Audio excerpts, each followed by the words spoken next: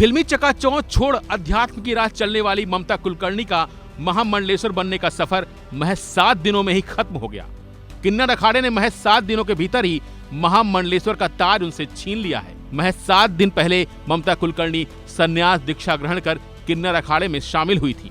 उन्हें महाकुंभ में महामंडलेश्वर की उपाधि से नवाजा गया था, लेकिन जब से ममता कुलकर्णी को महामंडलेश्वर की उपाधि दी गई, उसके बाद से ही इसका विरोध भी शुरू हो गया था और इस बात को लेकर लगातार सवाल भी उठ रहे थे।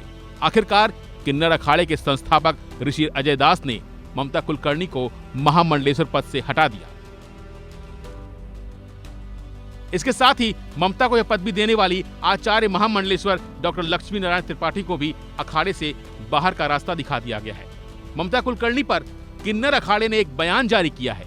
इस बयान में ममता कुलकर्णी के ऊपर एक्शन की वजह बताई गई है। अब सवाल है कि आखिर ममता कुलकर्णी की वो कौन सी बातें थी जिसकी वजह से उन्हें महज 7 दिनों के भीतर ही किन्नर अखाड़ा छोड़ना पड़ा।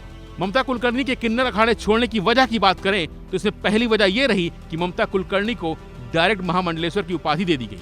ममता कुलकर्णी को पहले वैराग्य की दिशा में आगे बढ़ना चाहिए था, उन्हें सन्यासी बनना चाहिए था, तब जाकर अगर उन्हें महामंडलेश्वर की उपाधि दी जाती तो शायद किसी को कोई दिक्कत नहीं होती।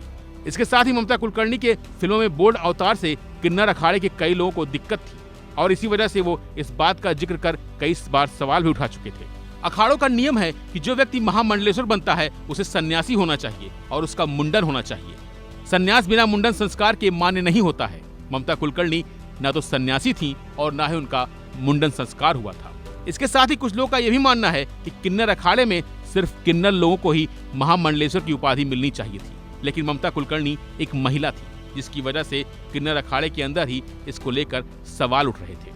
वैसे किन्नर अखाड़े का एक बड़ा तबका ममता कुलकर्णी के बैकग्राउंड की वजह से असहज महसूस कर रहा था और यही वजह थी कि किन्नर अखाड़े के संस्थापक ने ममता कुलकर्णी के साथ साथ आचार्य महामंडलेश्वर लक्ष्मी नारायण त्रिपाठी को भी बाहर का रास्ता दिखा दिया।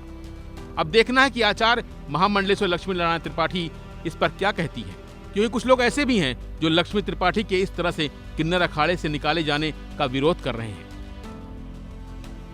फिलहाल के लिए बस इतना ही। बाकी अपडेट बने रहिए वन इंडिया हिंदी के साथ।